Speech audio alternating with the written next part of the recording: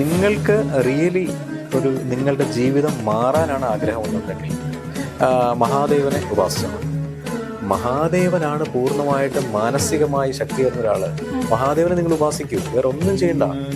ബലം കിട്ടിയില്ലെങ്കിൽ മഹാദേവനെ ഉപാസിക്കണമെന്നുണ്ടെങ്കിൽ ഞാൻ കേട്ടിട്ടുള്ള കാര്യമാണ് ക്ഷമ വേണമെന്ന്. ഞാനിപ്പോ ഉപാസിച്ചു, ഞാൻ ഉപാസിച്ചു, എനിക്ക് അടുത്ത മൊമെന്റ് അത് കിട്ടണം. ക്ഷമ ഇല്ലാതിരുന്നു കഴിഞ്ഞാൽ ഇത്തരം കാര്യങ്ങളുടെ എന്തെങ്കിലും ഉപയോഗം അല്ല, അതിനവിടെ വ്യക്തമായ ക്രൈറ്റീരിയ ഉണ്ട്. അതായത് നമ്മളിപ്പോ എന്താ പറയുക, ചോദിക്കൂ, സ്വീകരിക്കൂ. നമ്മൾ പ്രകൃതിയോട് ചോദിക്കണം, ആവശ്യപ്പെടുന്ന സമയത്ത് പ്രകൃതി തരുന്നത് സ്വീകരിക്കണം. സ്വീകരിക്കുന്നതിനിടയ്ക്കൊരു സംഭവമുണ്ട്, അവിടെയാണ് നമ്മുടെ വിഷ്വലൈസേഷൻ വരുന്നത്.